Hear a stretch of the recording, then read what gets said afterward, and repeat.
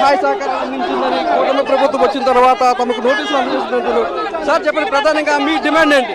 ఈ steel plant పూర్తి సామర్థ్యంతో నడపాలి, ఈ స్టీల్ ప్లాంట్ కాపాడాలి.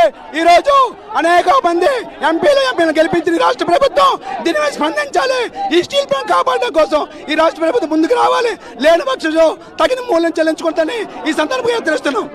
గతంలోని కూటమి నేతలు హామీ ఇచ్చారు, ఇక్కడికి వచ్చి స్టీల్ ప్లాంట్ కాపాడుతూ ఇప్పుడు ఆ మాట నిలబెట్టుకునే పరిస్థితి ఉందంటున్నారా?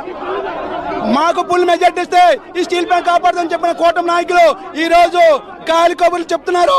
ఈ స్టీల్ ప్లాంట్ కాపాడకపోతే తరిమి కొడతామని చెప్పేసి ఈ సందర్భంగా హెచ్చరిస్తున్నాం.